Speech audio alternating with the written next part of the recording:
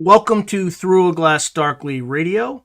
You're here with Sean Patrick Hazlett on United Public Radio. And today, my guest will be Don Ecker. The music in the introduction was Mark of the Doomslayer by Carl Casey at White Bat Audio. All right, so before I bring Don on, I'm just going to give a quick background. Don Ecker was the director of research for UFO magazine. As a medically retired law enforcement officer, he puts a skeptical and honest eye on UFO and paranormal subjects. Ecker hosted the critically acclaimed radio programs UFOs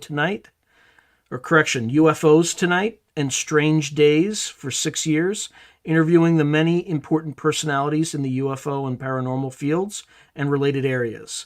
Later, along with his close friend, television and film star Dwight Schultz of the A-Team and Star Trek fame, he hosted Dark Matters on the Reality Radio Network.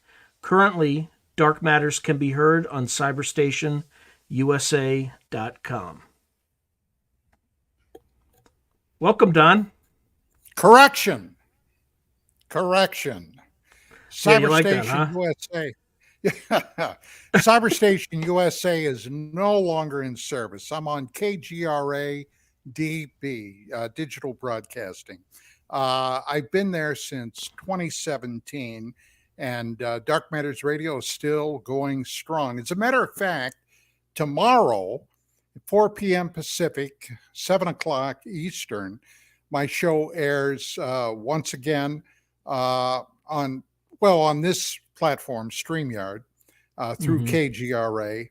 And I've got two former Navajo Rangers. I don't know if you know what they are, a law enforcement agency that work primarily on reservations. They're law enforcement accredited through the federal government, of course. One gentleman who was a lieutenant was there 31 years. The other guy, 23 years, a sergeant. And they're going to be talking about some of the really strange things that they've encountered periodically over the years, primarily on Native American lands, cryptids, skinwalkers, and some other very strange things. So it should be a very informative show, and it's going to be exciting for me because I've heard some really crazy stories that have emanated out of some of those areas. So I'm looking forward to it, Sean. But it's great to be back with you, my friend. How you been? But doing great. It hasn't been that long. I use my podcast to I don't just stress test people for the live experience. Not that you needed any. I mean, you've been kind of going do-si-do with Larry King live on CNN and all that stuff. So you didn't really need that, but you know. And Now, Larry got pissed at me. Okay. Larry King, God rest his soul. He's no longer here. He's room temperature.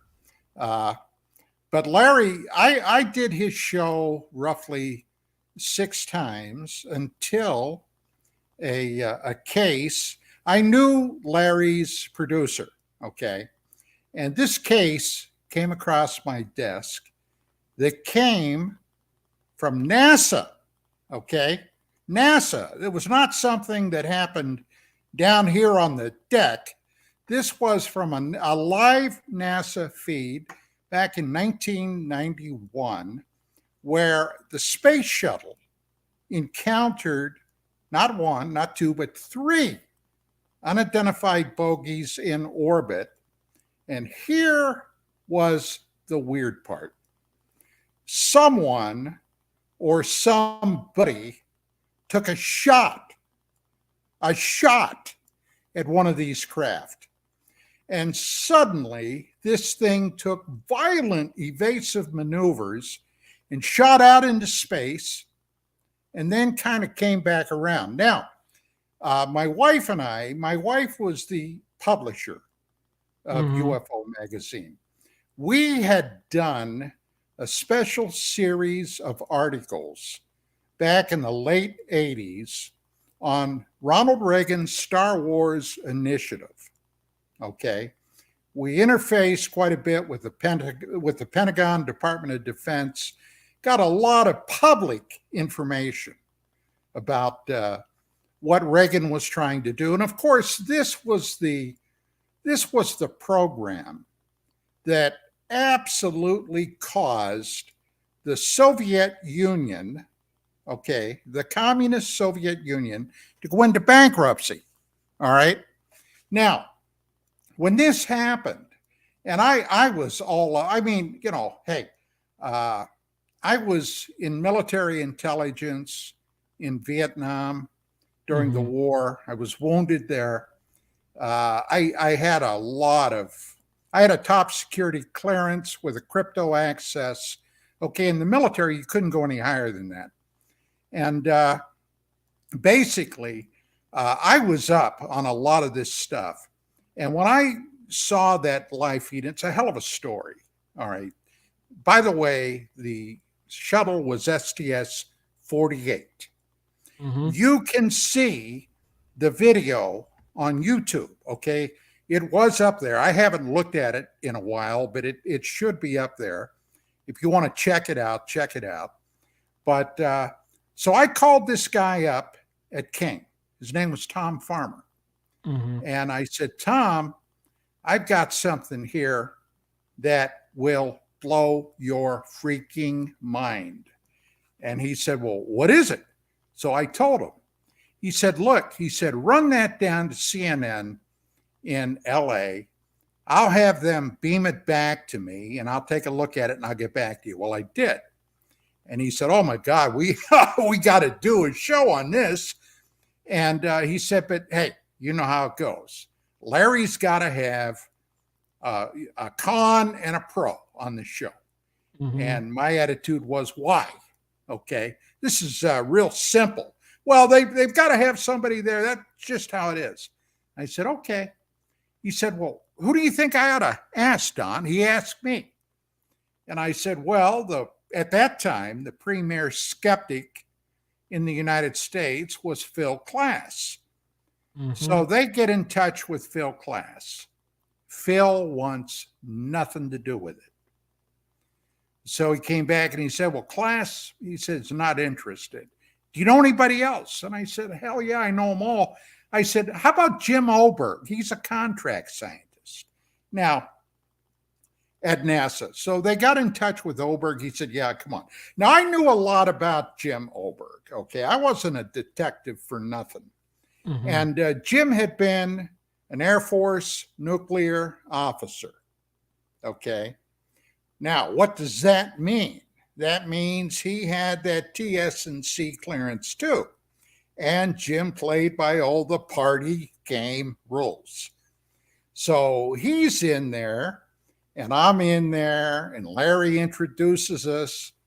And I said, Larry, before we get started, I've just got one question to ask Jim before we go. He said, okay, what? I said, Jim, now you're here on behalf of NASA.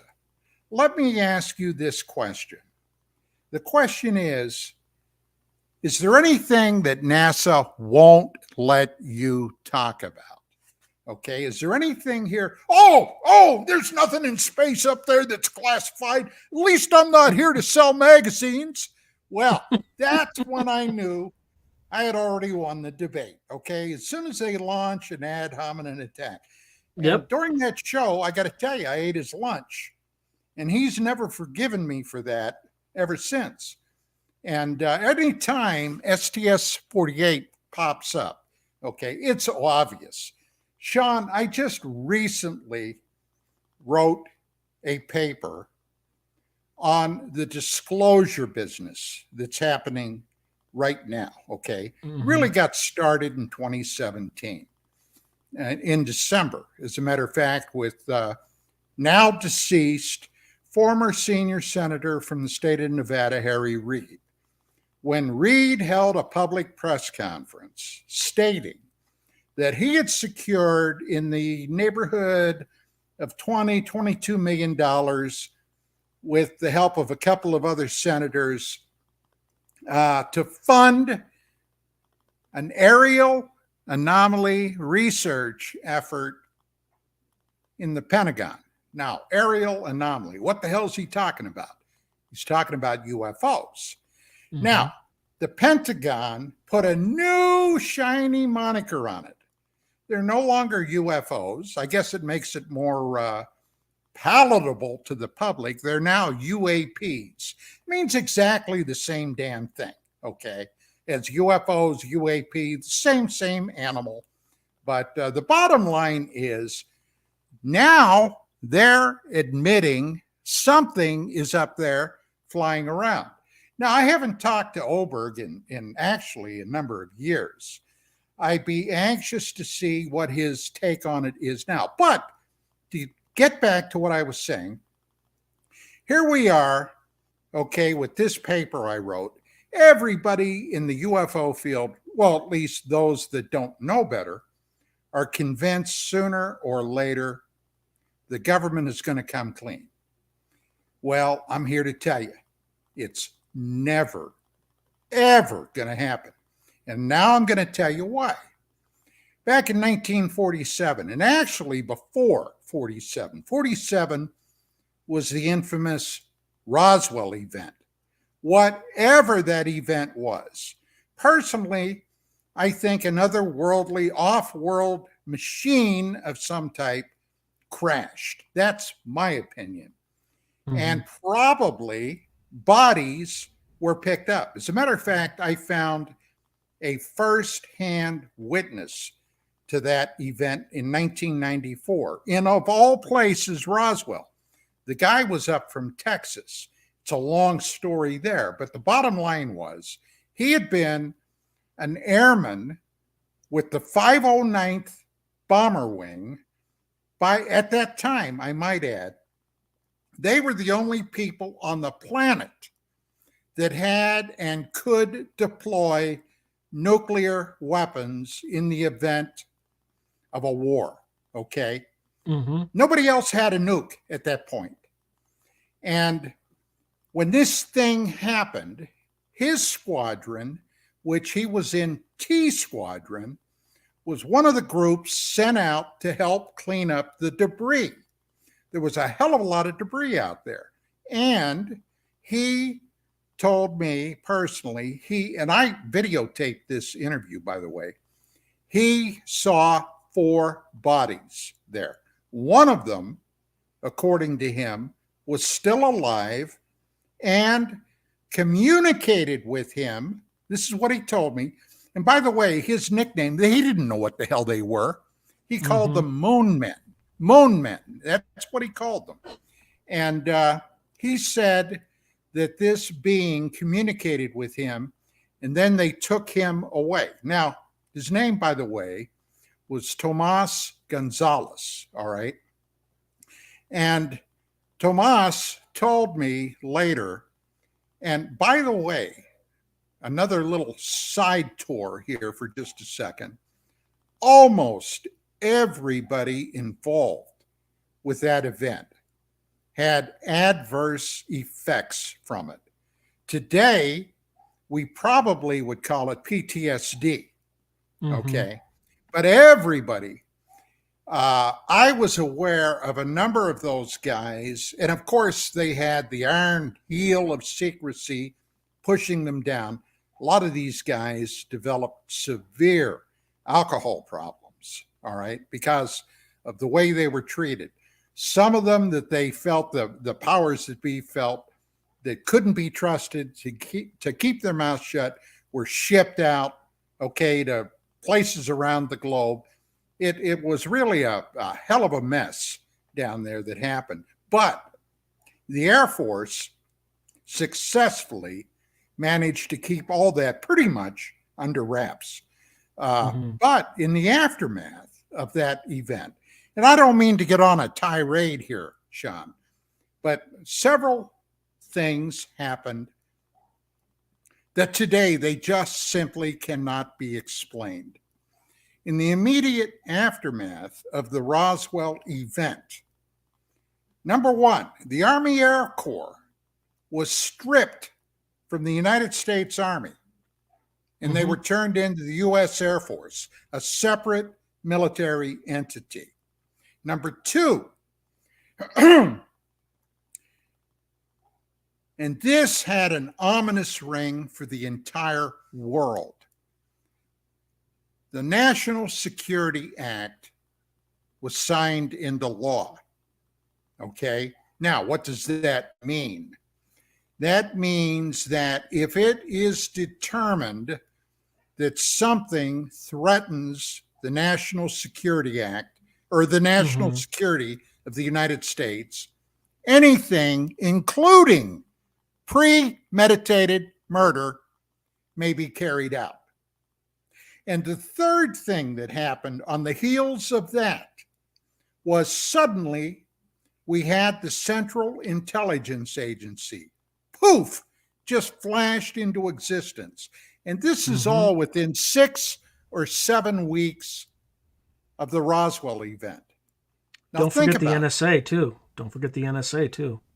Oh, they were involved from World War II on, but they didn't call it the NSA then. That was something entirely different, communications.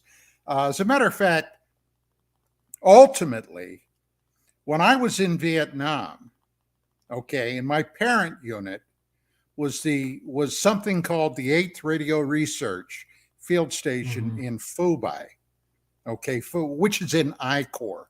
And later I was sent north, up first to Quang Tri, and I was there with the 407th, and then up to the DMZ, where I was in a very, very small team at a place called A4 or Alpha 4. Okay, we were carrying out operations conducted against the North Vietnamese. And ultimately, as a matter of fact, just a little over a week ago, 52 years ago, we were overrun at the very beginning of the Easter offensive in 1972. Now, let me tell you what, that was something that even to this day, I can't shake that. But anyway, to get back to the deal, there were things happening in 47 that have come all the way forward to today. Now, my paper, I said I was going to tell you why they can never release the information. Bottom line is, they found something they call the core secret. Okay, the core secret. And probably less today, okay, while you and I are talking right here, I'm gonna pull a figure out of the air, maybe out of my ass, but I doubt there are more than 10 or 12 people that know everything they can know about this. But that core secret is then secured by a special access program, SAP. Now, what is an SAP? A special access program means that unless you personally are on what they call the bigot list, you have no need to know and you never will. But there's more. With an SAP, even if you know, okay, there is something being surrounded by an SAP, you cannot talk about it, because if you do, you are subject to federal felonies. All right. Now, I wrote a paper about 3 or 4 years ago on an incident that happened that started back about 1996, 97 at the Pentagon. There were several flag-ranked officers that several people that I know got in touch with to talk to them about, well, at that time, it was still the UFO problem. And one of those guys who was an admiral by the name of Thomas Wilson, and Mm-hmm. he headed up the DIA, the Defense Intelligence Agency. And ladies and gentlemen, if you don't know what that is the military counterpart to the CIA. All right. This guy was no schmuck. All right. He headed up one of the premier military intelligence agencies, was convinced, well, he didn't know anything about this. He heard stuff about UFOs, but he never gave it a lot of thought. Well, he told these people that I know, one of them was astronaut Edgar Mitchell, okay, who died a few years ago. He told Mitchell he would pursue this to see if there's anything that could be gleaned about it.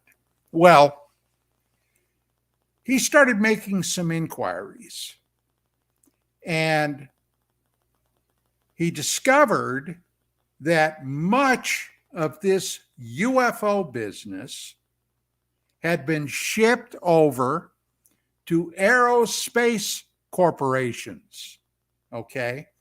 One of them here on the West Coast. Now, I can tell you who I think it is, and I tell you with quite a bit of authority, but I can't prove it, all right? So I'm kind of dicey whether I even want to name them. But he contacted this bunch, and he talked to the program security chief. And the guy told the admiral, he said, look, I can't say anything about this one way or the other, especially on an open line. If you want to know more, fly out here. So Wilson purportedly flew out. Mm-hmm. He was taken into a secure vault where he started asking his questions. The security chief said, wait a minute. He pulled out the bigot list. He looked, he said, well, Admiral, your name's not there. I can't tell you anything. The head of the DIA. Yeah. He says, do you know what job I have? Yeah, but your name's not here. I'm sorry.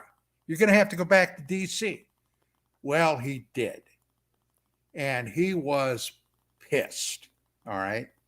And he was going to raise some holy hell. But somebody pulled him aside and said, Admiral,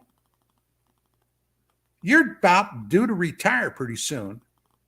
And I'm sure if you are retiring, you'd like that other star that they've been kind of flashing around.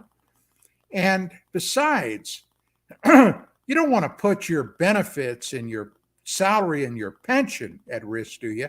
Because if you make a fuss about this, it could happen. SAP. Okay, SAP. So he took a look at it and he caved. Now, how do I know this? All right.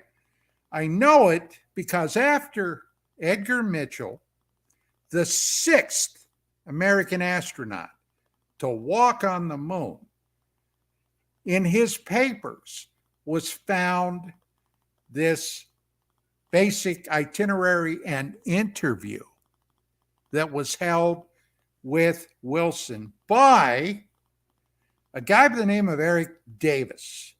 Mm-hmm. Now, who the hell is Eric Davis? Eric Davis is my Alexa's decided to start talking. Eric Davis was a physicist that worked in connection with Robert Bigelow at the NIDS facility at the Skinwalker Ranch. You all heard about that? Now, I got a buddy that's a physicist who told me that Eric Davis was the only guy he knew who could have a raging knockdown, drag-out fight with himself, by himself, in a solitary room. But that's beside the point.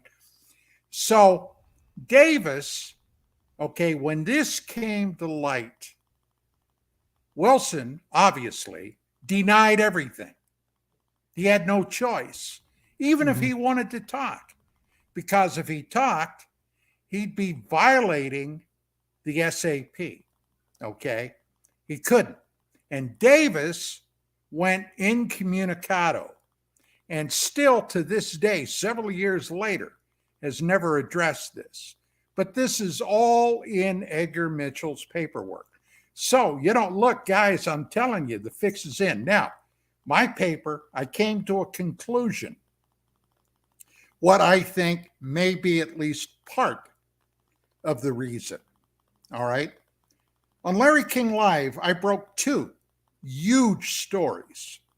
One in November of 1991, involving a Russian probe that was sent to Mars called Phobos 2. And the other story, of course, was STS-48. Now, both these stories involved conflict. Phobos 2 was a probe that was launched in 1988 to Mars, along with its predecessor, Phobos 1. Now, when these craft were launched, all right, Phobos 1 disappeared about a month and a half after launch, just evaporated. The Russians at that time said that it was a combination of human and computer error that they lost this probe. But Phobos 2 made it to Mars in January of '89, took up a position around the planet, was photographing the planet. And on board this probe was an extremely powerful Russian laser. Now, at that time, nobody here in the West, at least outside of NASA or government, knew that NASA was working hand in glove with the Russians. All that telemetry coming back from their probes was filtering through Goldstone, okay, the vast antenna array. Oh, I've been there. I've been to Goldstone. It's on National Training Center's, right, Fort Irwin. Yeah, right. So all this stuff was filtering back. Now, why in the hell would we have been working with the Russians, the communist Russians, because they were still communists then? We had just fought a 50-year Cold War with them. Well, there was talk at that time between the United States and the Soviet Union of sending a joint mission to Mars with Soviet cosmonauts and American astronauts. And they were then thinking, remember, this is back in 88, 89. They were thinking that if we did this, it would take place around 2014, 2015. Well, hey, here we are, 2024, as we do this show. And that obviously never happened. All right. At least publicly, it never happened. But this probe with this laser on the surface anyway was to use the laser to fire a series of bursts at the Martian moon Phobos. Okay. Now, Mars has two moons, Phobos and Deimos. And they weren't even freaking discovered until 1877 or thereabouts. Now, there were astronomers with good equipment for the time all over the globe. Nobody had ever seen these moons. And suddenly they popped up. Now, even the Russians in the 50s, okay, they had some world-class astronomers that were proposing that these may be artificial. At any rate, they're in a retrograde orbit, totally non-natural, all right? Now, the idea was to analyze what Phobos was made out of. because at the time they were thinking, well, we'll send this mission to Mars. The cosmonauts and the astronauts will land on Phobos if it's suitable. Then they'll use that as a stepping stone to go down to the Martian surface. Well, obviously, it never happened, but some other things did happen. Now, Zecharia Sitchin, okay, is the author of a series of books called the Earth Chronicles series. I met Sitchin, actually, and became very, very dear friends with him after my 1989 appearance on Larry King Live that was hosted that night by Pat Buchanan, the same guy that in 1992 was trying to get the presidential nomination for the Republican Party. Of course, he never did, but he had been, and this is hard to believe, but going back to the Richard Nixon administration, had been a part of Nixon's administration. Now, Buchanan, that was actually a hell of a show that night. I ended up giving him quotes from General Douglas MacArthur at the last public appearance MacArthur made in 1962 at West Point, his duty on our country speech. And in there, the MacArthur told the students, because it's in his speech, I mean, we had a copy of the speech I got from the public office at West Point. Oh, there's a recording on the internet, same speech. Okay, where he was warning the cadets that at some point, all right, they may be, and he used very flowery speech, I'm just going to boil it down, may be confronted with a cosmic evil coming from the sky. Buchanan, Sinister forces from, from a planetary, galaxy not our own or something like that. Yeah. And Buchanan went batshit crazy. Wait a minute. I've got that speech on my wall at home. He never said anything like it.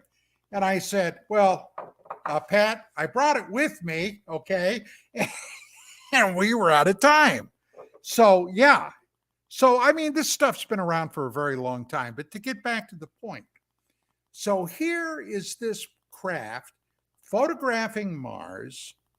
Then it photographed this huge ellipsoid shadow reflected off of the Martian atmosphere.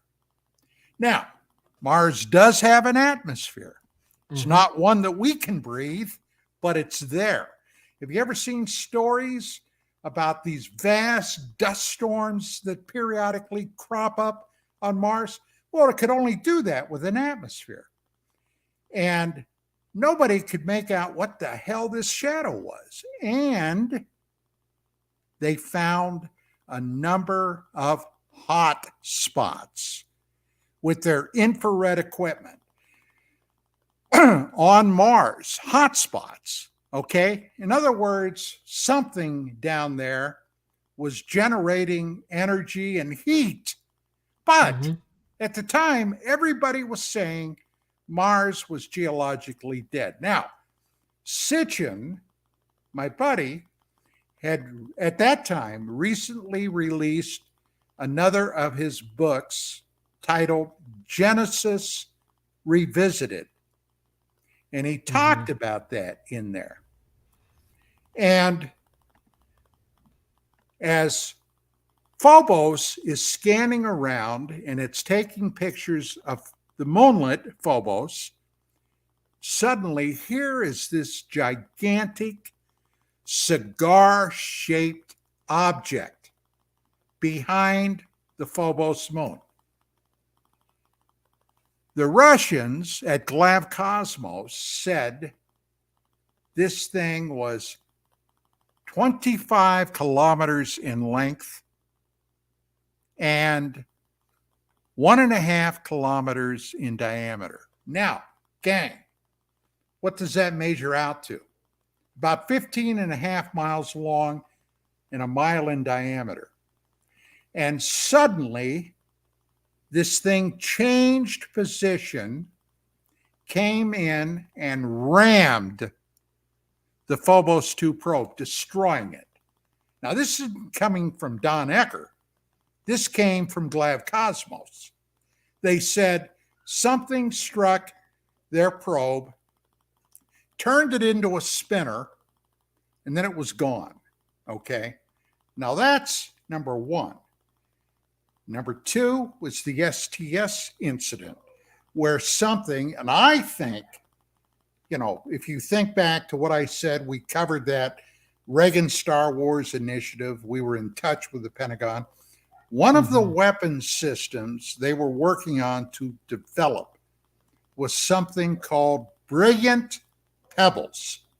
Now, Brilliant Pebbles was in essence a space-borne huge shotgun firing hypervelocity pellets that in the event of a nuclear launch coming toward the United States from, you name it, China, North Korea, God knows where, Iran, this thing would be in a position as it's just leaving the atmosphere to let it have it with this blast, thereby destroying the missile and hopefully the nuclear payload.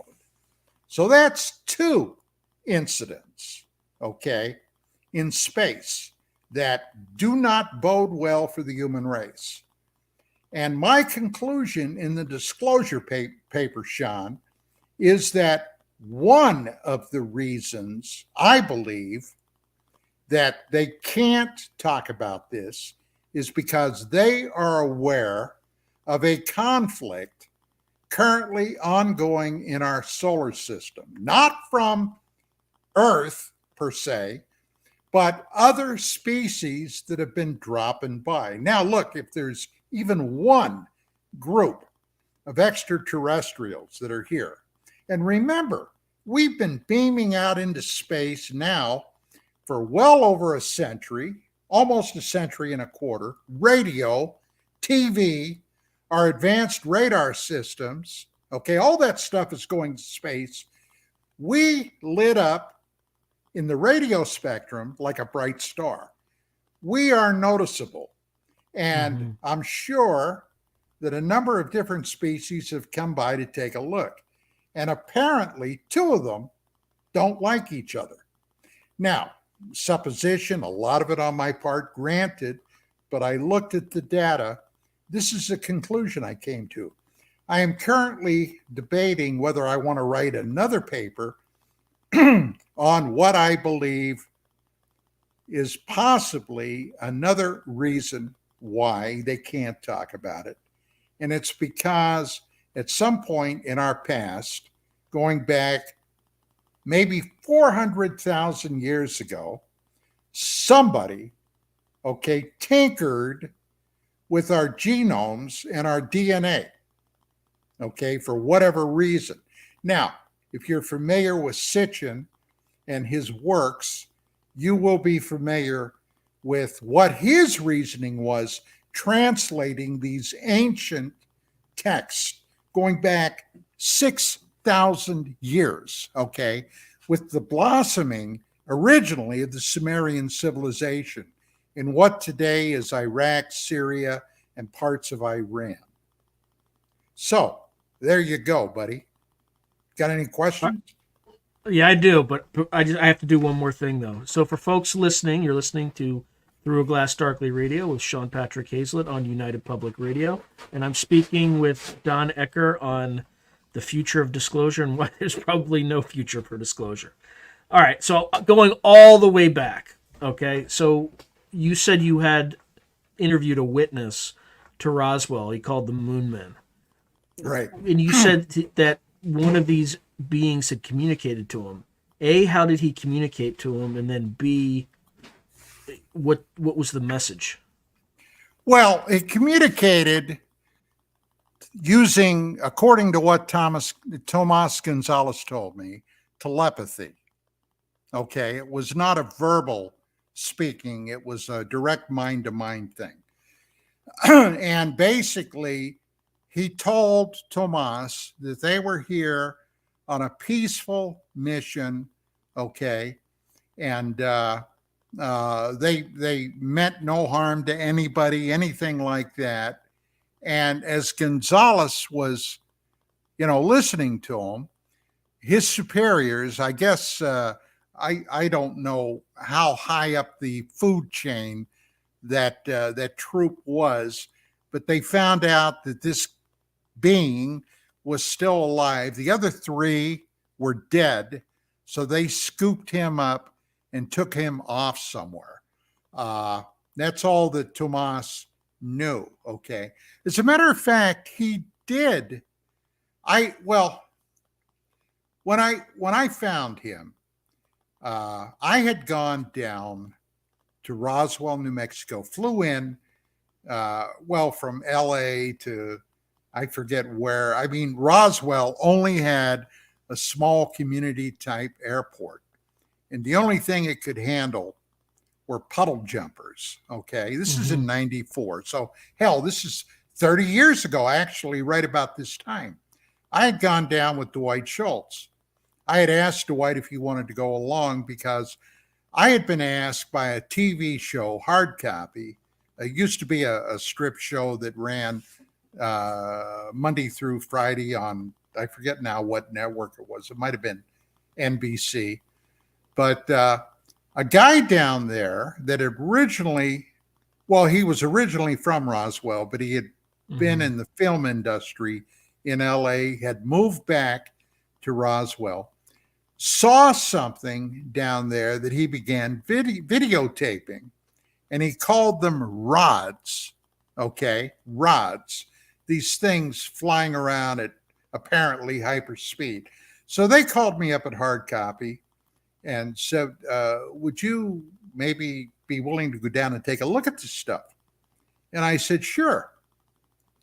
So I had the time, and I got a hold of Dwight. He arranged his schedule. We flew down there. Well, after I got down there and I went out to this guy's place, okay, I became convinced that he was simply shooting insects, okay? And I told him that, and I told him why. These are the moths. These are the moths, right? All kinds of flying stuff. I mean, hell, there were stables down there, okay? Now, I don't know if you've ever lived around stables. We have one not too far from our home. Oh, yeah. And boy, I'll tell you, in the spring and summertime, whoo, they're out there. So anyway, I told him that, and he wasn't happy. He argued with me, and I said, "Look, man, I'm just telling you what I see, and do what you got to do. I mean, it's your gig. I'm not going to argue with you." So we left. Now, at that time, there were 2 UFO museums in Roswell.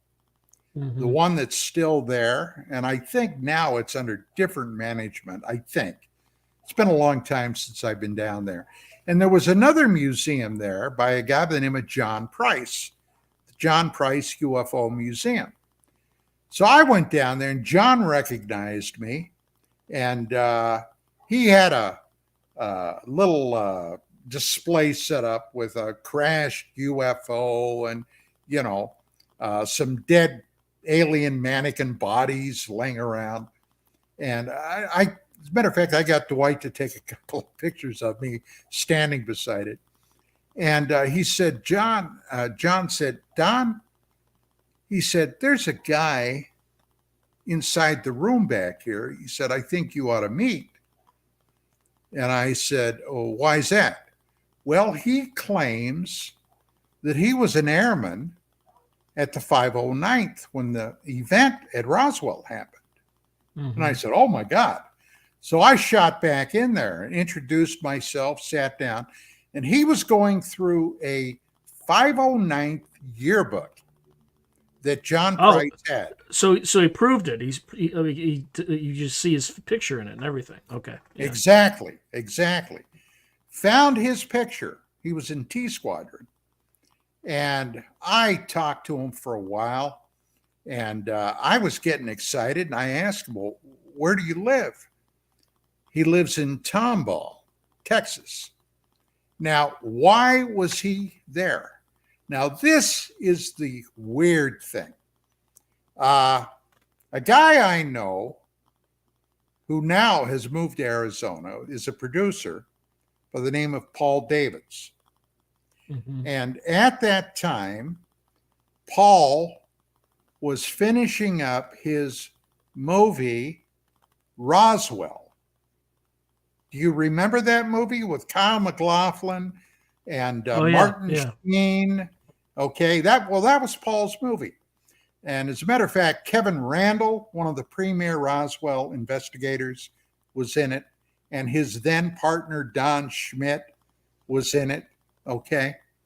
And I think it was Showtime, if I'm correct, that was going to be airing this. And they were running commercials about this movie up and coming. Well, Mr. Gonzalez saw one of those.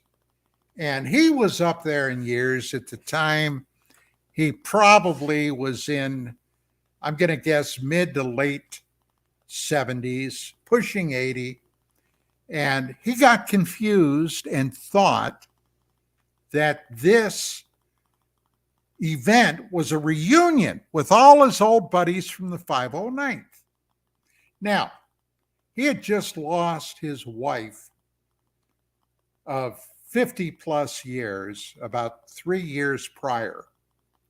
And their home, okay, after she died, was red tagged, which meant he had to live with somebody. Well, he had a daughter with 1 or 2 kids, okay, that was not married. He moved in with her.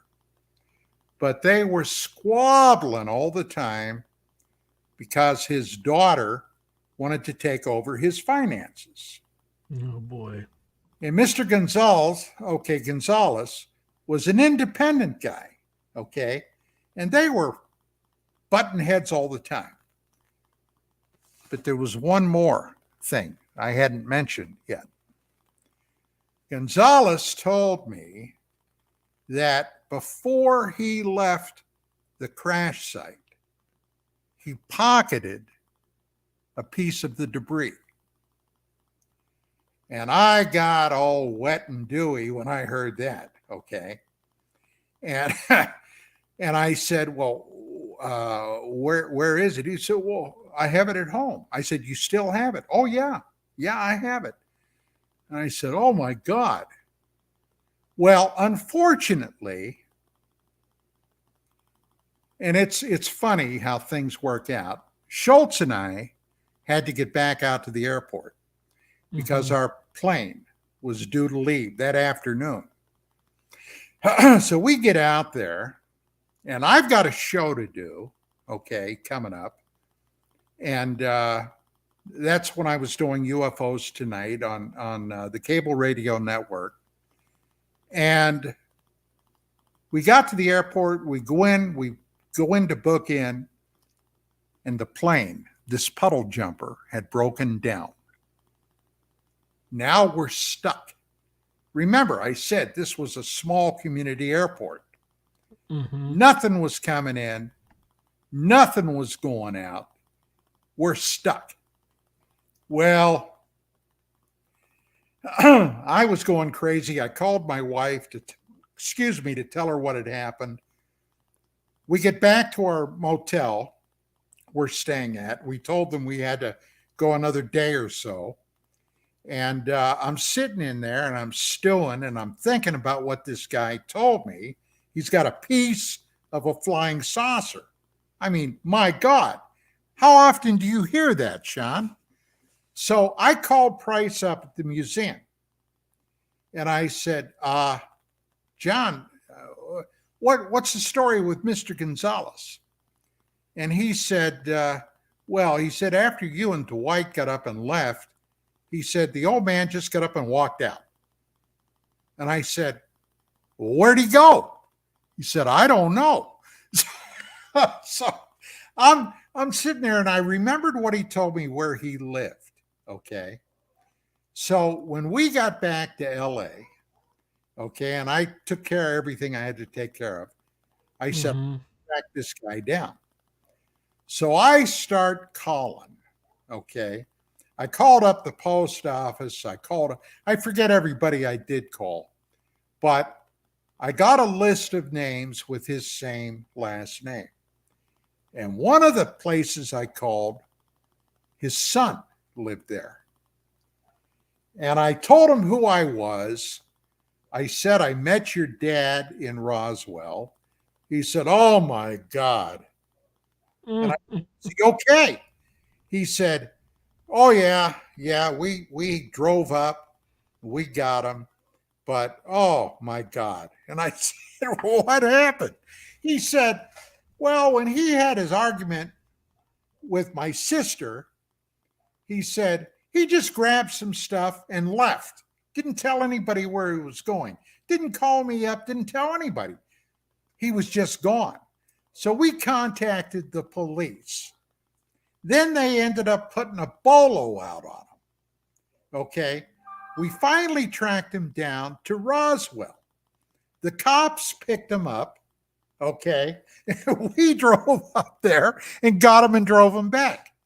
So I said, look, I don't know if this is possible, but I'd love to come down and visit with you. And I said, I'd love to interview your dad again, but put it on camera. And he said, well, yeah. He said, I don't see a problem with that.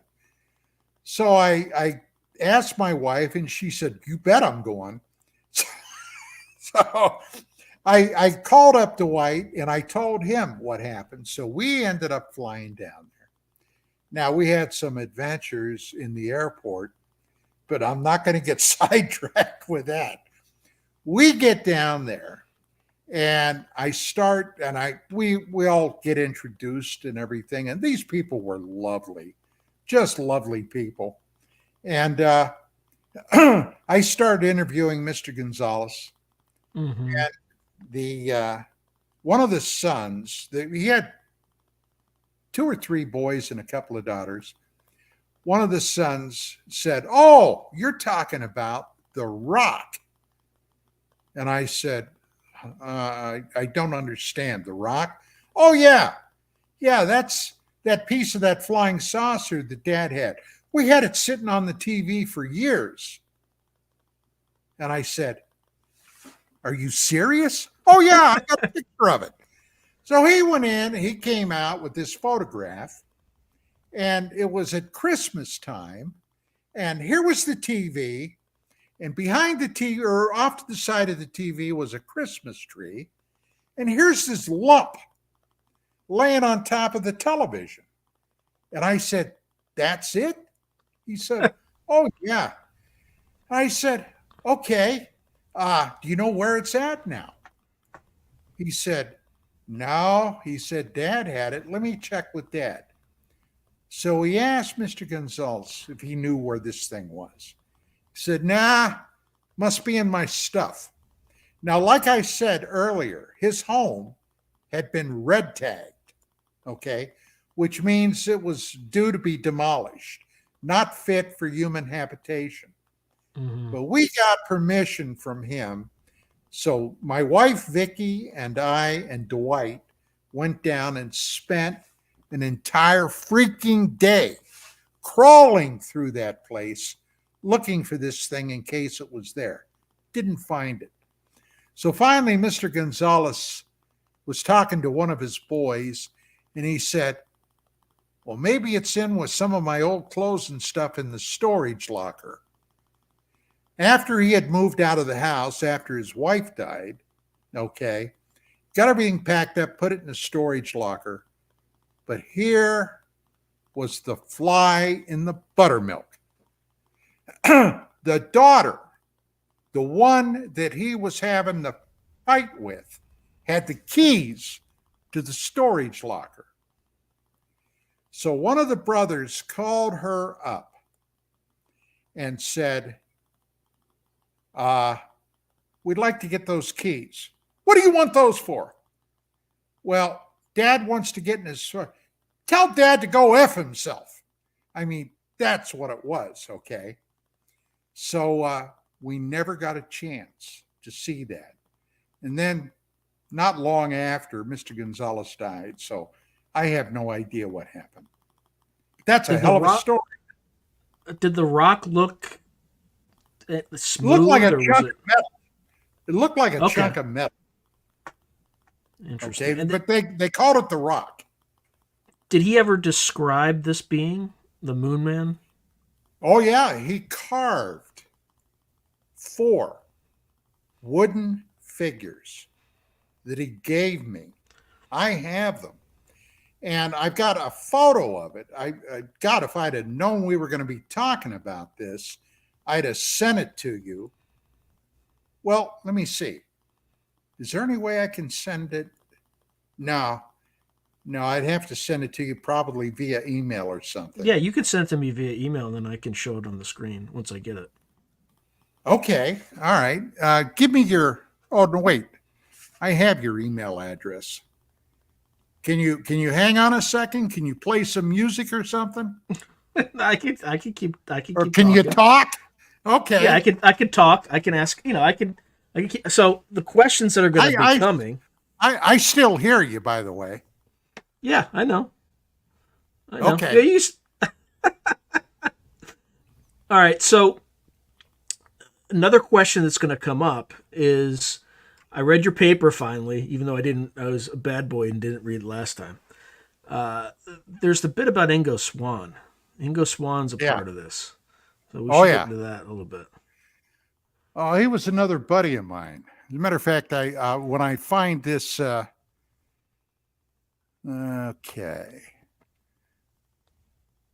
I got a picture of me and Ingo. Well, you were wondering in that paper why L. Ron Hubbard, not L. Ron Hubbard, sorry, so many Scientologists were involved in remote viewing. Yes, so I have a theory. I have a theory about that one. So, you know that L. Ron Hubbard and Jack Parsons are the ones that went out to the desert and did the Babylon working out there in the Mojave Desert. Don't forget Crowley. Yeah, well, I don't know if Crowley was there, but Crowley is tied to Jack Parsons and all that stuff. You know who Lamb is, right? Well, it looks like an ET. Yeah, it's like one of the beings that Crowley saw. Incidentally, tomorrow is the 120th anniversary of when he claimed he saw the other being, Iwas, and started writing his book, which is also kind of creepy that we have a solar eclipse tomorrow. Yeah. So a lot of weird stuff. So there's probably some lineage between L. Ron Hubbard and Scientology, where he brought some of these occult practices and rituals, and then somehow Scientology or the not Scientology, remote viewing or some aspects of remote viewing might be tied to that. Again, just a theory, but. Well, I'll tell you, the remote viewing business is some wild stuff.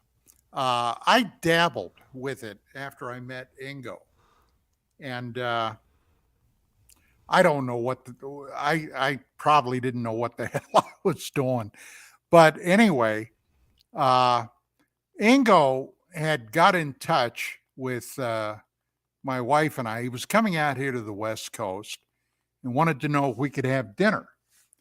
And we ended up going to a little Italian restaurant in Burbank, okay, and had about a 4.5, 5 hour dinner there. And I'm telling you what, I was dying to ask him a lot of questions about his book, Penetration. Okay, you know about his book, right? Yeah, I have it. I've read it. All right, I'm almost done. I have like a few pages before being finished. Okay, and let's see. Now, that is Ingo and I. I'll send this to you too. Now, I haven't found the little wooden figurines yet. Okay, come on. I know they're here. And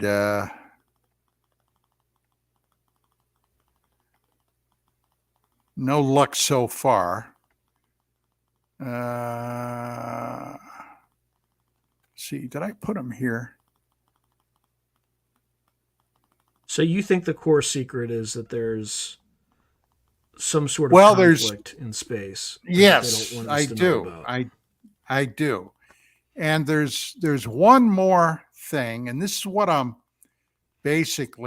debating whether I want to get into it. But the human race, if you believe what the ancient Sumerians said and what Sitchin basically theorized, okay, the human race was created as a slave labor force. Slave labor. Yeah, this is the And Anunnaki thesis, right? yes, the Anunnaki originally came down here with their worker class that were called by the Sumerians the Igigi, okay? And they were down here to do one thing, primarily mine gold. Now, what the hell would they want gold for? Well, gold is, of course, essential for electronics, but they had a process where they needed, and I don't understand this, so please don't ask me to explain it, but to seed their atmosphere. They had suffered some type of environmental damage of some type or another. And the gold, and we're talking about infinitesimally small flakes, okay, somehow helped seal the atmosphere. They were losing maybe ozone, God only knows. But so the bottom line was, all right, boy, I should have done this. I didn't know we were going to go here. By God. I can't find it. I can't find it.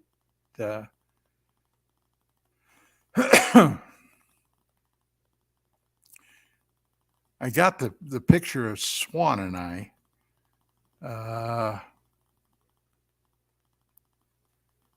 Okay, Don and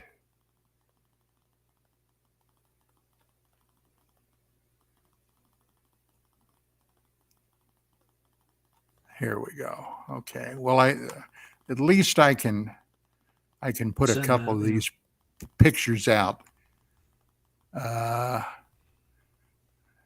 Zachariah. Okay. And I'm just going to do this. Let me get over here to your mail.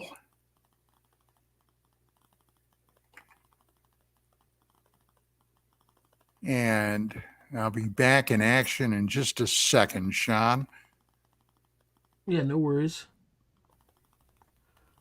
Okay. All right. Now I'm either looking at a spider or a tick, and I'm okay with spiders, but ticks I'm not okay with.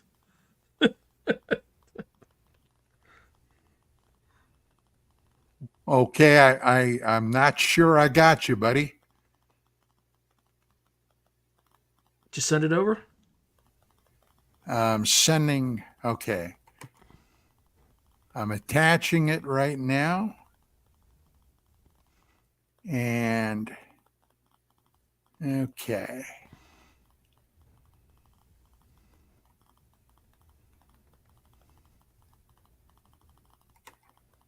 All right.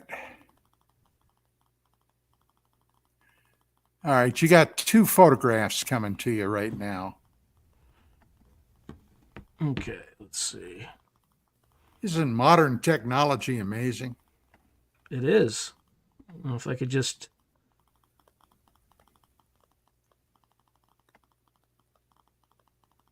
It's Now just. to get back to Ingo Swan. Yeah, Ingo was an amazing character. He was considered one of the premier remote viewers and psychics on the globe. Okay. And when he was at SRI, all right, at the beginning of the remote viewing program, there was another guy there by the name of Pat Price, who was also, by all accounts, amazing.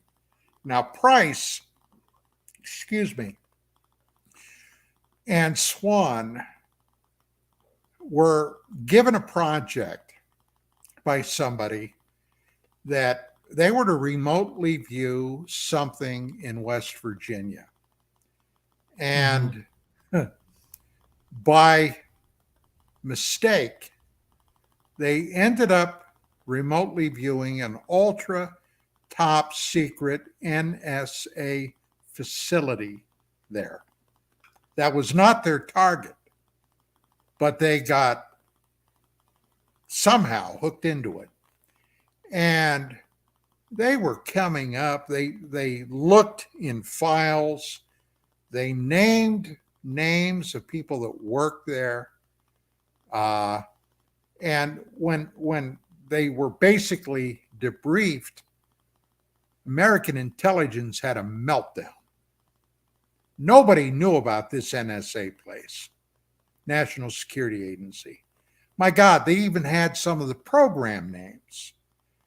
Now, what they didn't know was that every time Price, especially Pat Price, was completing a mission and would write up his reports, he was carbon copying the Church of Scientology.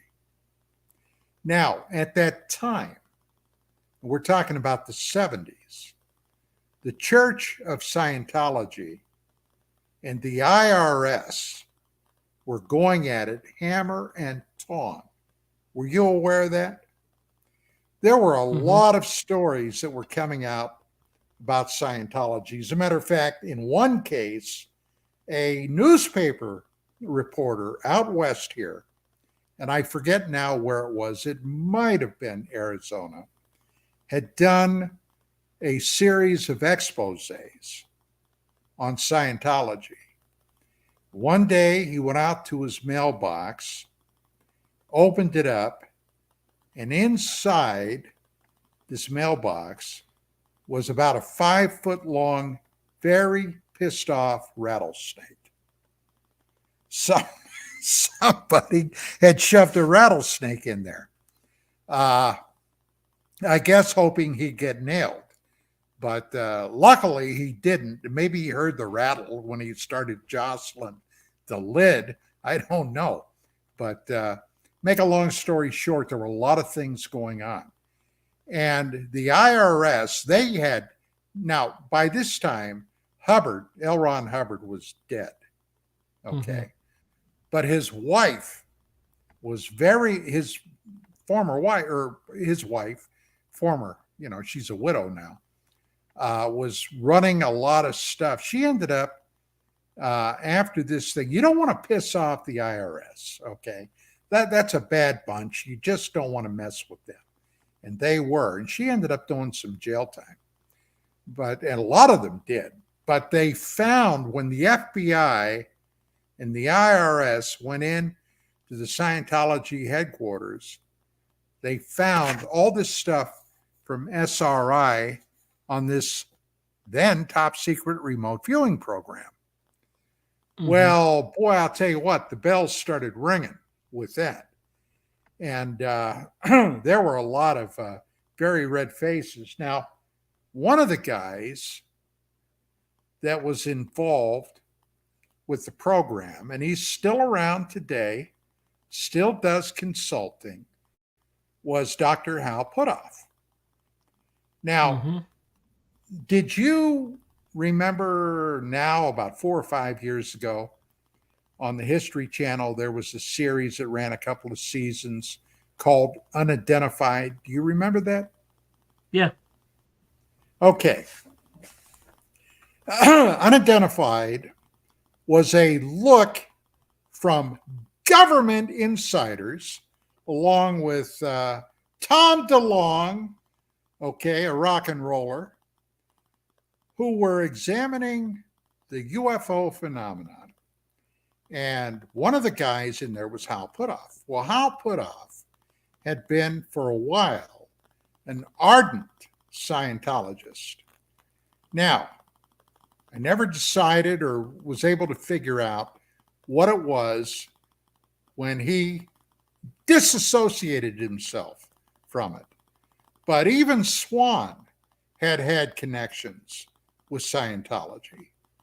Now, I suppose if remote viewing, if you consider that a viable intelligence gathering process, and I do, all right, that would be nice to know how to work that, wouldn't it? Yeah. Yeah. I mean, Not the only can you government see what's the happening government did at it a for over distance. 20 years, so they thought it was good too, and they're probably still doing it. Hey, buddy, they're doing it now. Mm-hmm. The CIA, the DIA are no longer officially connected to it. But if anybody has it, and I am positive they are, it's the NSA. And look at the planet. Look at the state of the planet right now. How many wars do we got on around the globe? How many people are getting killed right now, even as we speak? All right. So the bottom line is, yeah, you bet they're out there taking a look, and it's something. Jim Mars was somebody that got highly involved in that. Jim Mars originally made his bones down in Texas in the aftermath of the JFK assassination. He wrote several books about that. He was a hell of a reporter. Now, at the time that I knew Jim prior to his dying, I often thought that Jim went a little bit out over the edge. But I'll tell you what, now in hindsight, he may have been onto something, because in all my life, I've never seen things as screwed up as they are right now, Sean. Yep. And that's the name of that. 100%. Yeah. Yeah. And that's one of those things. It's like, Did you get those pictures yet?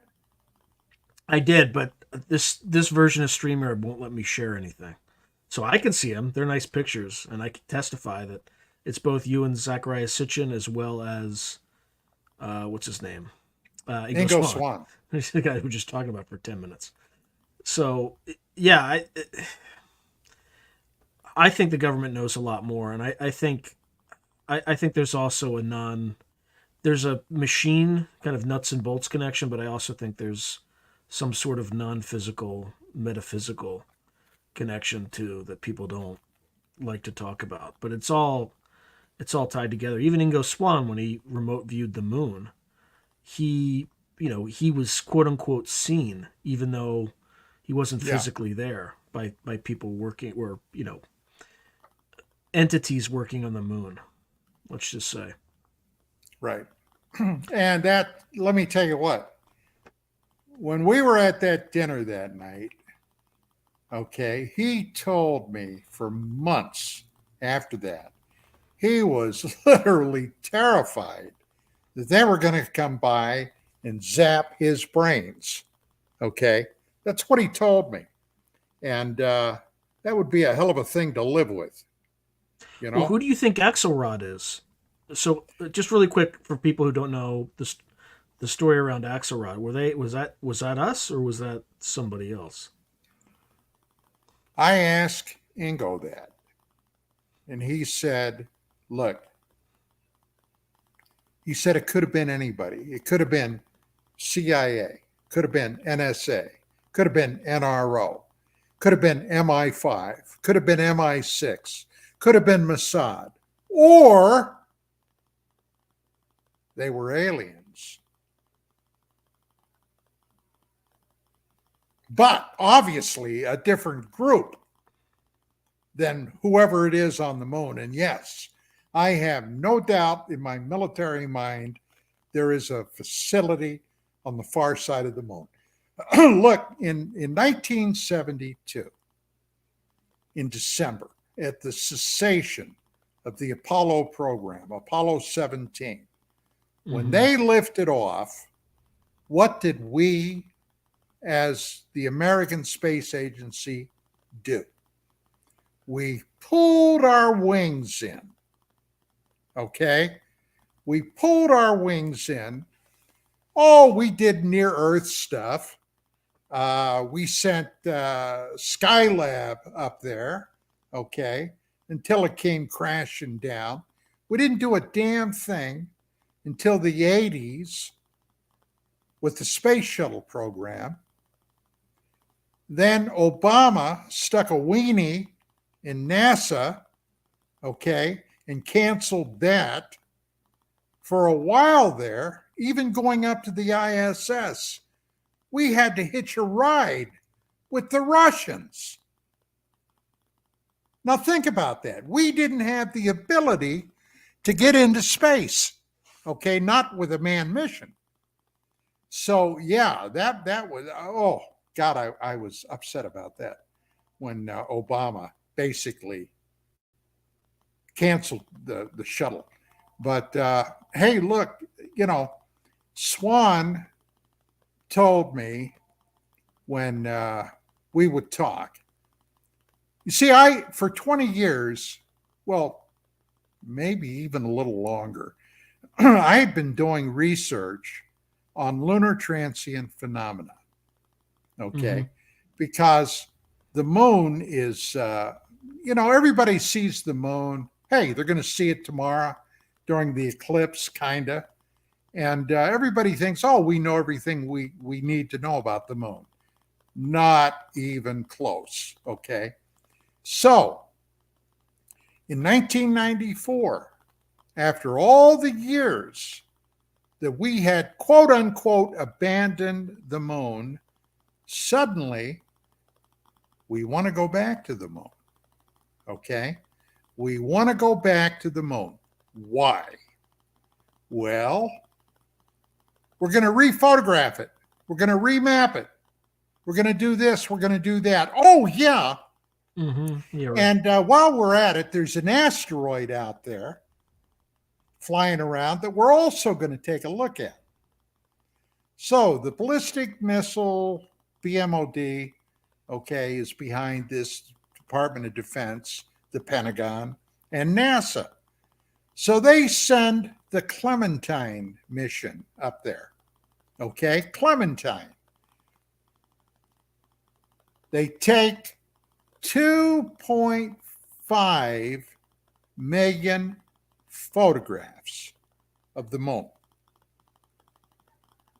2.5 million. Okay. Now, I interviewed the assistant director to Clementine. You know what he told me, Sean? He said, with all those photographs that were being taken, even the mission administrator was not allowed into the facility where they were getting these pictures. Nobody could see them. Nobody. He couldn't. My buddy couldn't see him. He couldn't see him. Nobody has seen these photographs. Now, we were there in 72, 94, 22 years later. What the hell do we go back for? And it was a military mission. Now, in Vietnam, okay, and I did 2 tours in Southeast Asia. In Vietnam, we had a recon pilot or maybe a chopper pilot or, maybe a fast mover running through there with some snake and nape. They were going to drop on somebody and they saw something that looked out of place or weird or whatever. what would they do? Well, I'll tell you. They would send reconnaissance out there to photograph it, to see what the hell's going on. They'd bring the photographs back. They'd have the photographic analysis of these things. And then they might decide, well, maybe we should bomb that. Mm-hmm. Maybe we should blow whatever they're doing off the map. Or let's wait a little bit. Let's see what else they're doing there. Maybe they're going to bring in facilities for troops, or maybe this is going to be a depot for vehicles, or maybe, okay, they're going to do this or that. Then we'll make a decision.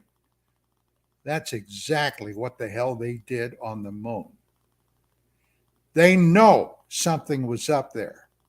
And 22 years later, I am convinced they went back to take another look. Okay. Now, what kind of equipment did they have on this Clementine probe? They had top of the line spy satellite technology. What does that mean? That means that from orbit, they can count the number of buttons on your shirt. Mm-hmm. If you smoke, they can figure out what brand of cigarettes you've got in your pocket. Okay? You know that. Okay? You know from your military service that I'm not exaggerating about that, am I? No. I mean, they could do that decades ago. Like, right. Stuff's not new. Right. So if they could do that decades ago, you could easily extrapolate that they can use algorithms to re-image the data, rotate it, and get even more data from using artificial intelligence and stuff like that. So yeah, they're the bottom line is, what happened to those 2.5 million photographs? How come we've never seen any of them? That's all taxpayer money. Okay, right. There's nothing of military interest on the moon, right? Right. So there you go. Okay, buddy, we've been fed a bill of goods. So I got a question here from Art Levine. He says, do you believe in the secret space force with colonies on moon like Alternative 3, Corey Goode, David Wilcock? I mean, Corey Goode sued people for Corey Goode and story. David Wilcock. Are you stroking me, dude? Okay, are you stroking me? I'm not. No, I'm just asking a question. Yeah, I know who Art Levine is. Okay, if it's the same guy, I know who he is. No. Do I believe that there are facilities on the moon? I do, but not ours. Okay. Mm-hmm. Do I believe that there's a possibility that the American G, the big G, has a secret space force with advanced technology? I think that's very conceivable. And this is a question that I've asked a number of people in the know. And they would never say, oh, you bet or whatever, but they said, yeah, I could certainly believe they have technology right now that's possible. You bet. All right. But so colonies on Mars? Nah, not so much. Do I think it's conceivable down the road? I do, providing, of course, we don't end up nuking ourselves into oblivion. Yeah. Do you think we've potentially discovered some other means of getting places that doesn't involve going directly into space? For instance, opening wormholes, Stargates. Portals. Yeah, that's Stargates. I have, Sean, I have no way of knowing. I've heard, look, in the well over 30 years now that I've been involved with this, I've heard story after story after story. Now, remember my background. I was a cop. I was a detective. I worked on factual data whenever I could. And granted, a lot of witness testimony. But if somebody tells me, hey, we've got Stargate technology, the first thing I'm going to ask, well, what proof do you have? Now, do I think that there are such things as wormholes? Yeah, I do. I think it's very, very conceivable. But I'll tell you what, I sure wouldn't want to be the first guy to go through one to see where it went. Okay, that's something I'd pass on. Yeah, so in terms of proof or evidence, I would say, and I don't even know if you would even call it a wormhole, but are you familiar with the skull experiments back in like I think it lasted until the 90s, kind of early to mid 90s. Say that again, the what experiments? The skull, SCOLE experiments. No, I'm not. All right. We're gonna go a little. We're gonna go a little off the ranch a little bit. Just ride along with me. Don't. So, they had a bunch. I think it was maybe the British Psychical Society or something like that, and they were running seances, and they were trying to communicate with what subsequently was identified as NHIs. Now, where these NHIs are from, I don't know. But it took a very long period of time. But at some point, they were able to just put a camera in a room. They would seal up the film in factory settings. And whatever these beings were that could communicate via disembodied voices in the air, they brought all sorts of scientists and like that to try to see if there was any fraud or anything like that, and they couldn't figure it out. Are you talking about ghost hunting? Ghost hunting? Is that what it is? It's I wouldn't call it ghost hunting. I mean, they just had these seances for a while and they built it up. So it started out with, usually starts out with hauntings, then it progresses to poltergeist activity, and then if you break through that, like this is the same thing that Jack Parsons did. It's the same thing. Like there's two kind of ways to do it, right? There's the seance thing, and then there's the Enochian ritual, which is more of the Jack Parson dangerous thing. But they were able to communicate with, entities that sometimes would manifest themselves via apports, physical objects, and things like that. And there have been a number of experiments too where anyway, I'm not trying to say ghosts are, the same thing as NHI, but there are some physical principles that we don't quite understand where these beings are able to manifest physical objects and then turn them into holograms at this, it'll be physical. You touch it, you can pick it up. Then they'll tell you to put your hand through it. You put your hand through it and it's no longer physical. It's like a hologram. But I think that and the one guy that I talk to a lot is named Steve Mera, who does the scientific aspect of these things, right? He'll have materials analyzed with spectral analyzers, things like that. And he gets phone calls from people who don't identify themselves, but they'll ask him questions like, "Are you working with MI6?" And he'll say, "No." I'm like, "Okay. Have you ever talked to Kit Green?" And you know who Kit Green is, I'm sure. And I'll say, "No."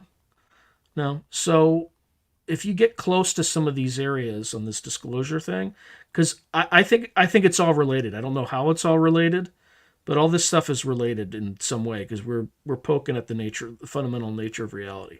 And the models that we have, I think, are getting better with quantum mechanics and things like that, but I don't think they still quite explain everything.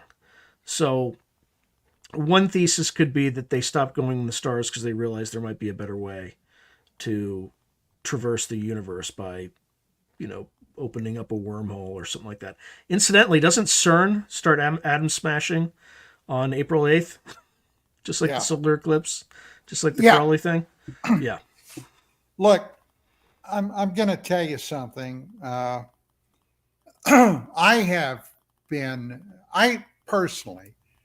had a couple of very dramatic UFO sightings in my life. And this was something that just grabbed me a long time ago. And over the years, I've done so much research in so many areas. And one area that has intrigued me forever, okay, was Enrico Fermi's paradox.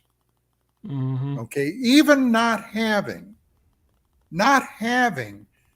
the capability of traveling at the speed of light, and for what it's worth, I believe there is technology that would allow somebody, maybe not us, but I mean out there, okay, to travel vast distances in a very short time, a la, if you will, I don't want to sound like a pop culture weenie, but like Star Trek, okay? I do believe Yeah, that that is bending very, space time. Right. yes. So anyway, where the hell are they? SETI, for, well, going back to the late 50s, all right, with Professor Frank, oh, geez, I'm Drake, okay, Frank Drake, going back to his first tentative steps of searching the sky in the water, okay, the water spectrum, okay, where hydrogen and everything, they figured that this, if somebody's going to be communicating, okay, to the stars, they're going to be using this frequency spectrum, okay, this narrow spectrum. And they've searched everywhere. So we've searched for God only knows how many years now. And so far, we did detect several signals. Yeah, the But wow the signal is one of them. Yeah. criteria, I'm sorry, The the wow wow signal? signal Oh, is one of yeah. them. Yeah. Oh, yeah. That was one of the most dramatic. Okay. We have, uh, but the criteria is they must be repeatable.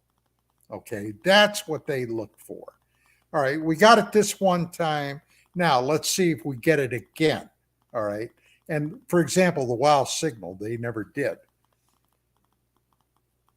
And like you, not to get off the ranch too far, but right above us in polar orbit is something that has been there for roughly 13,000 years. Is that the Black Knight Now, satellite? it is. Yes, it is. And it is something that apparently was there before the Younger Dryas event. Okay. The Younger Dryas event is something that reshaped the planet and humanity, and we don't have time to go into it, but it basically put the human species that survived it back at ground zero, okay, to start all over again. But with that being said, all right, where in the hell are they? That was Enrico Fermi's paradox. They could have spread in all the billions of years that our galaxy has been in existence. If there were any spacefaring civilizations out there, they could, even using sublight, they could have gotten here eventually. Mm-hmm. Apparently, they haven't, at least as far as we know. And we don't hear them talking. Why? Now, I had a debate up in the Bay Area with Seth Shostak, Mm-hmm. the face of SETI. Okay. SETI, right. And we're talking, and he's going on about, well, we've done all this and we've done all that. And if UFOs were real, well, Seth, they are real. Okay. There have been too many sightings by very qualified people. We don't know what they are. Well, everybody thinks they're spaceships. And I said, well, yeah, that's true. A lot of people do. But I'm not saying that. I'm saying it appears to be technology that we cannot yet identify. But let's just stop for a minute. Now, in the vast scheme of things that we're debating here, okay, being the immense age of the universe, the immense age of our galaxy. My God, the immense age of Earth, all right, our planet. It's believed to be 4.5 billion years, give or take a few million years. All right, that time is beyond comprehension. But 400 years ago, okay, Christopher Columbus was out sailing the ocean blue with his 3 little Spanish ships, and they stumbled over the Caribbean. Okay? They said they discovered America. They didn't. What they discovered were islands in the Caribbean. But today, Seth, today, we go to the Caribbean, if that's where we want to go, in a few hours. How do we manage that? We have new, bigger, better sailing ships?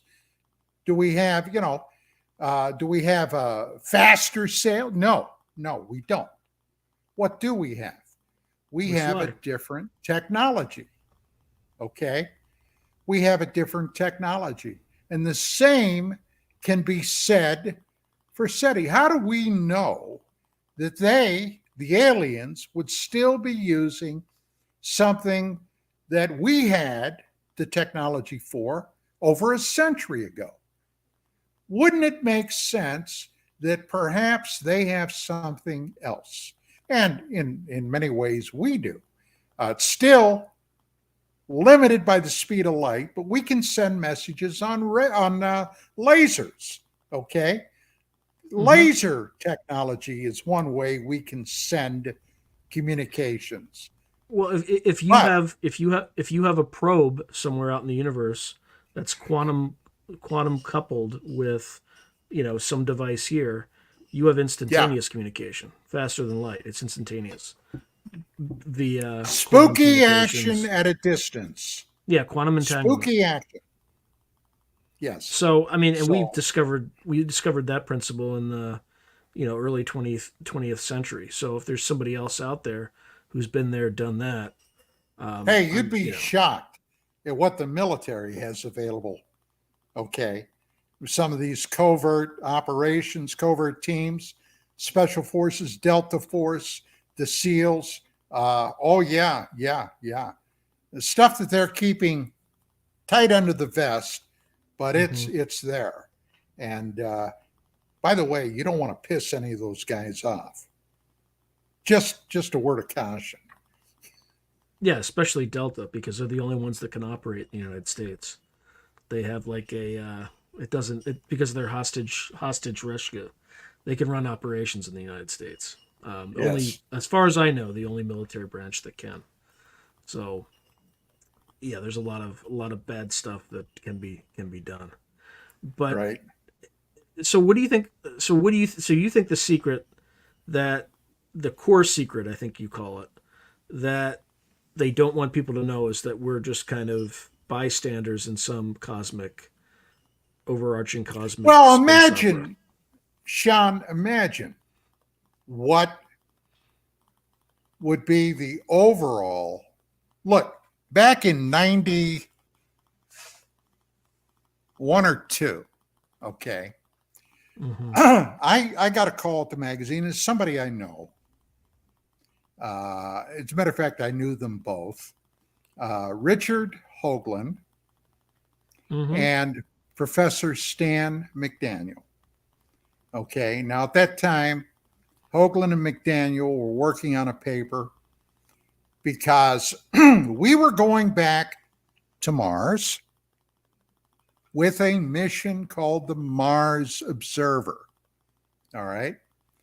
And the whole face on Mars thing had been a raging controversy for years.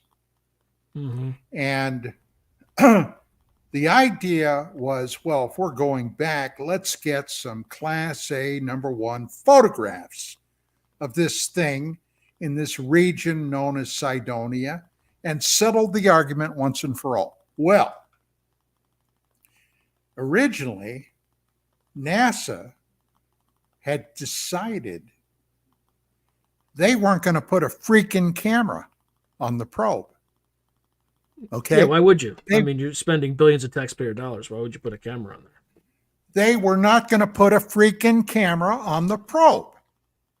Now, this created, when that became known, this created a firestorm.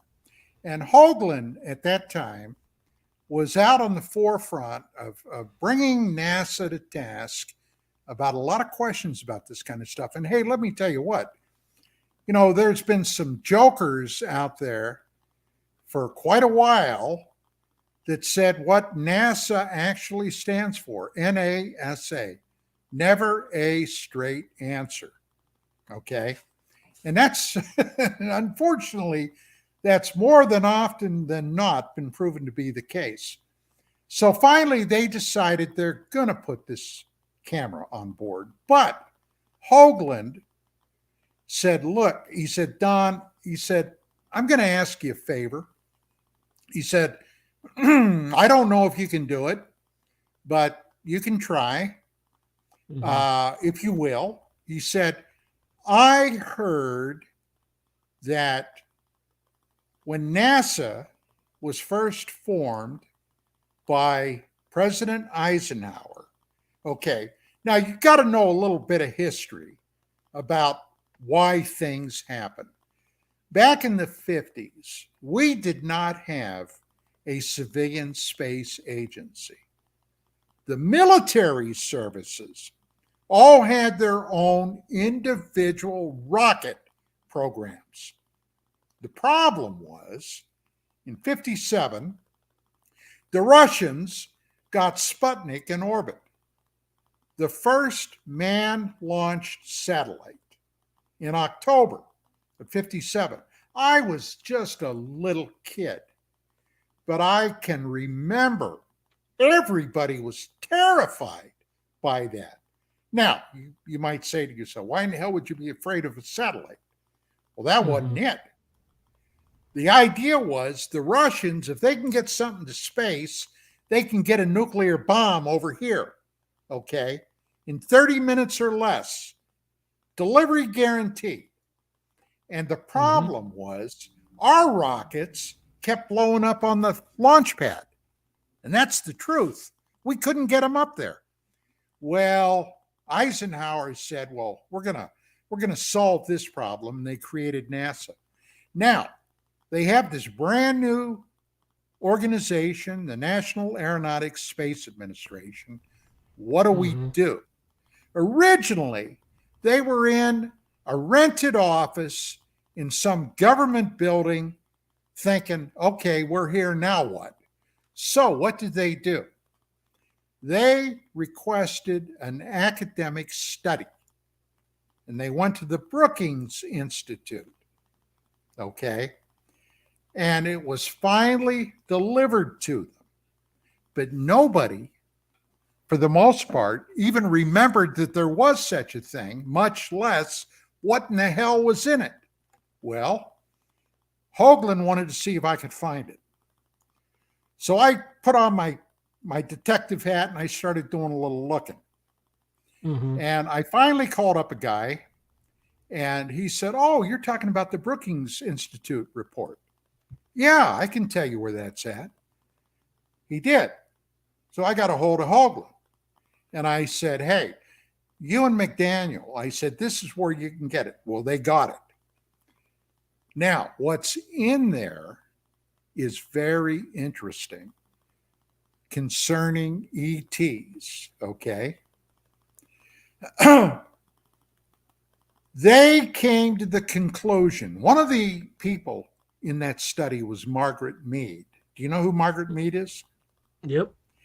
She's the lady that said, in essence, any advanced civilization that encounters a more primitive civilization ultimately ends up destroying the primitives, all right? So they're talking about, and this is in the early, this is like 61, 62, all right? So we're talking about a hell of a long time ago, 60 years ago. So in this report, it says, and I'm going to have to paraphrase, I don't have it here, but my paraphrasing is correct.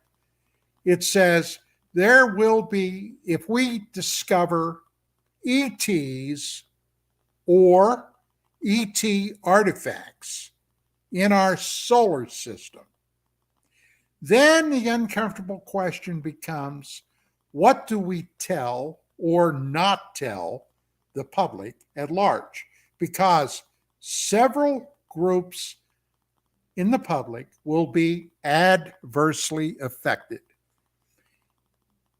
Those groups are engineers and scientists will be absolutely devastated to realize how primitive their craft is in comparison to this group of extraterrestrials. The other group that will be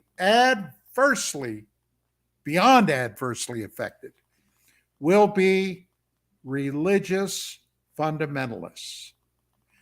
Not Christian or Jewish or Muslim, or it doesn't matter, Buddhist, but all of them in mass.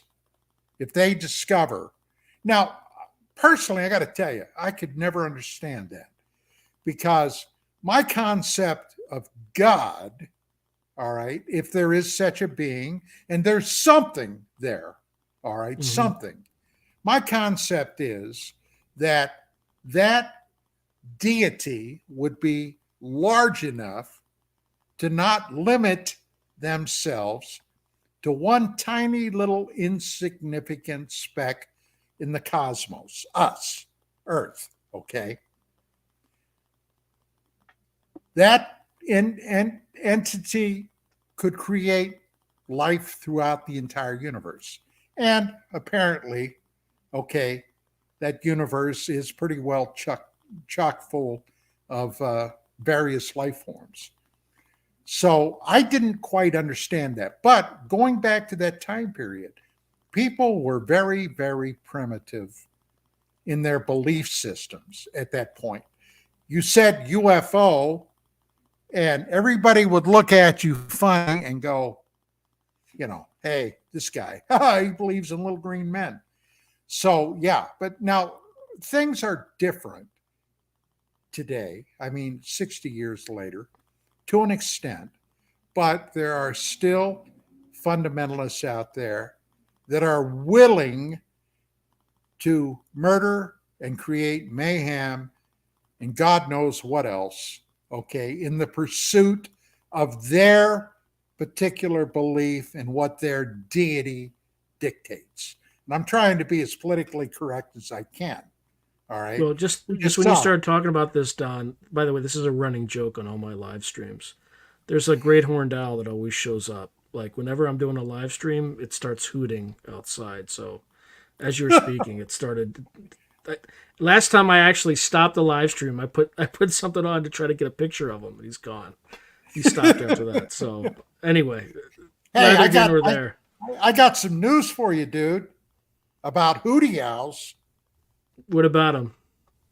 Going all the way back to my very beginning, that was a reoccurring theme with many that claimed the abduction incidents in their lives. They often had a picture of an owl, okay, right before the event happened. So that'll give you something to chew on tonight when you go to bed. Yeah, I don't, if any of that stuff has happened to me, I don't recall any of it, but I do like, I got a spooky thing with great horned owls. Like, yeah, maybe he's just getting ready for the solar eclipse tomorrow. What do you think of that? I think the moon's going to pass in front of the sun. We're going to have a shadow, and then things are going to go back to the way they were, screwed up. Yeah, I don't think there's going to be any. Although there's a weird convergence of random earthquakes prior to it, right? You had Taiwan, then you had New York, and then Jersey, another one somewhere. Well, yeah, it's the same New York Jersey. One, same. So, yeah, well, I guess not according to Jersey. That's true. the water in Jersey. Yeah, there's something in the water. I took my basic training. in Fort Dix. Fort Yeah. Dix. Fort Yeah. Dix. Did Dr. Brandenburger tell you that story about Fort Dix? About The the alien craft? being shot by the MP? Yeah, yeah, dumbass, right? He's just coming to surrender. It's just, yeah, that's Yeah. Joe. That's GI Joe, just doing what Joe does, right? The guy was probably smoking a cigarette, wasn't supposed to because it lit up his position, and he didn't want to get in trouble, so he shot the alien.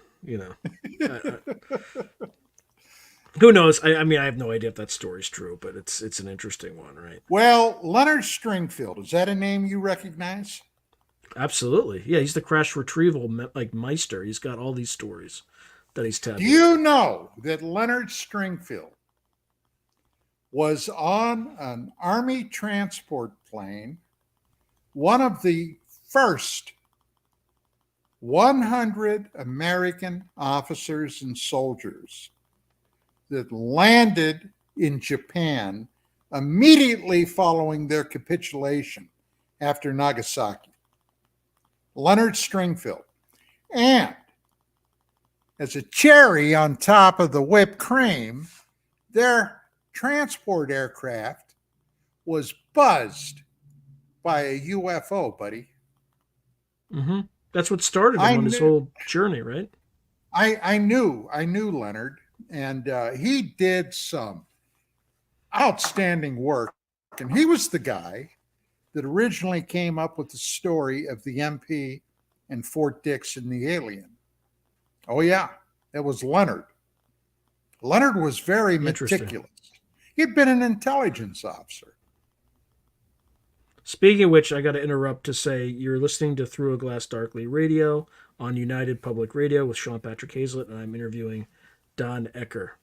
Anyway, I can get away with my YouTube channel doing that, but here I gotta pay homage to the radio. But yeah, I think we have about 7 minutes left. So tell me everything you know in 7 minutes, Don. Yeah. What should we make of this whole disclosure stuff? Like, what does Grush represent? Is he just kind of somebody who's earnestly trying to disclose? Is he working as part of some kind of a disclosure program, or is he working as part of an op? He was picked, okay, by one group within the established. The guy is legit, okay? He was Air Force intelligence. He did service in Afghanistan. He didn't go out looking for that gig. He was offered that gig. Then he was told what he could talk about, what he couldn't talk about. And he said some very, very provocative things that he was given the leeway to talk about. For example, he said that, yes, there have been human deaths involved with the pursuit of this subject.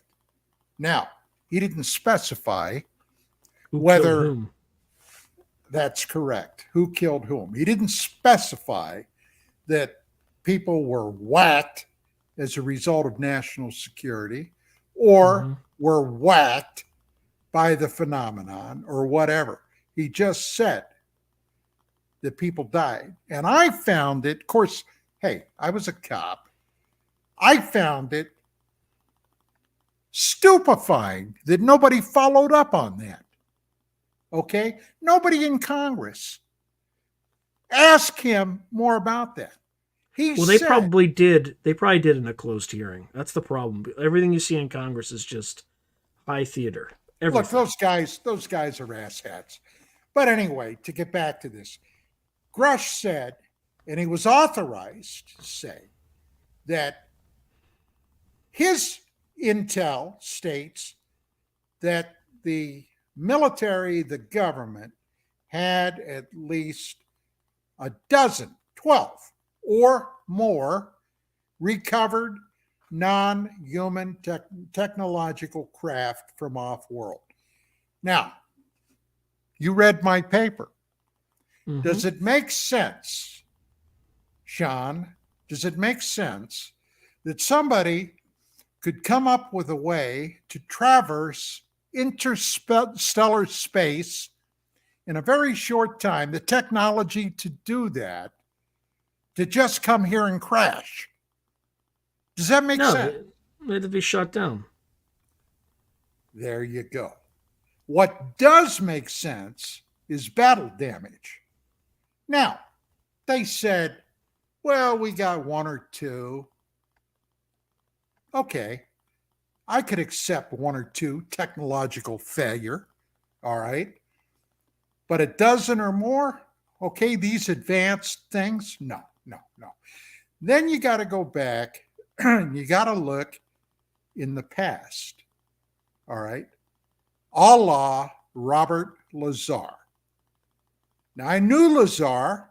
I've been to his home. Okay.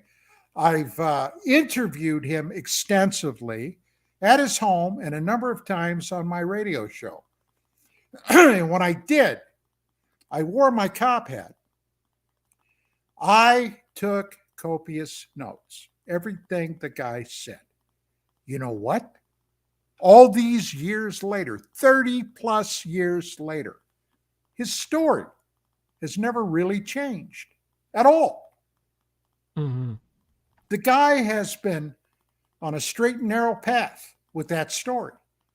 Now, having said that, I've been around long enough to see people that have popped out of the ether into the UFO field and been a big, big name draw for a short time. And then when the allure wears off, they loved that star status. And I've watched it happen again and again. Their stories start to creep up, and a little more and a little more and a little more comes forward. And before long, you know, the guy's as full of BS as a Christmas turkey, okay? Not Lazar. That's never happened with him. But getting back to Grush, there's one thing that I found amazing, and it piqued my curiosity. He said on the public record, somebody asked him about Roswell, and he said, well, I was told I can't talk about Roswell.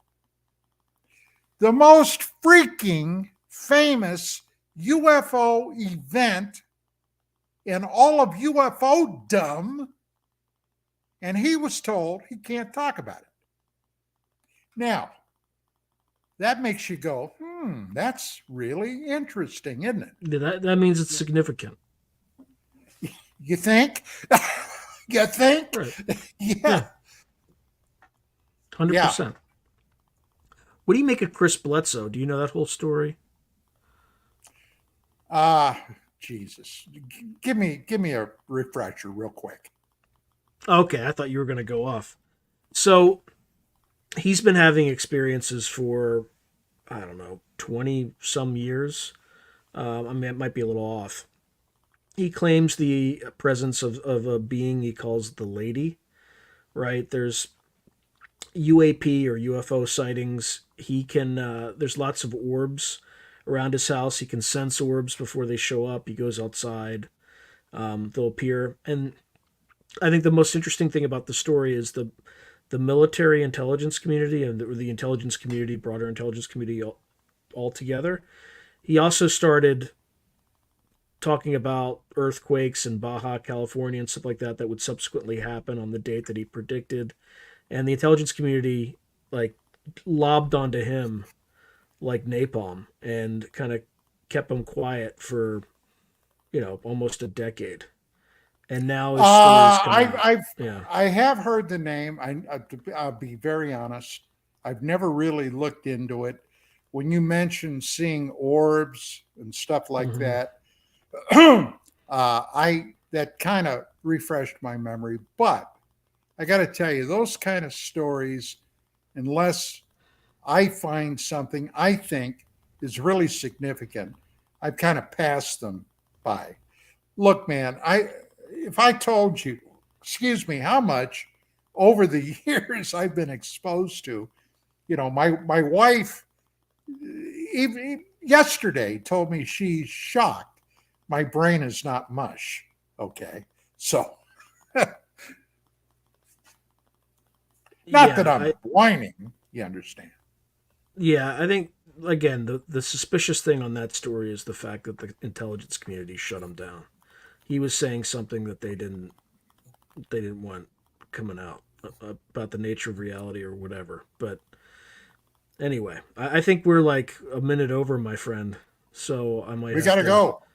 We got to go. So thank you very much for being on the radio show, and I'm sure we'll have plenty of future opportunities to talk because there's a lot of material here. A lot of it's fake, a lot of it's real, and half the time you can't tell the difference between the two. So we'll see how it happens. So I think I hope your audience enjoyed it.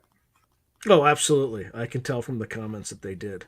So thank you, my friend. It's always a pleasure talking to you. Thank you, everyone, for watching, and tune in next week. I think I have Grant Cameron on next week, and he's going to apparently tell us about something. We're going to talk about disclosure again, only on the Canadian side. And they were thwarted by kind of U.S. defense folks. I think it's heating up again. So he'd say he'd have an update potentially by then. So thank you, everyone. Thank you, Don. Good night.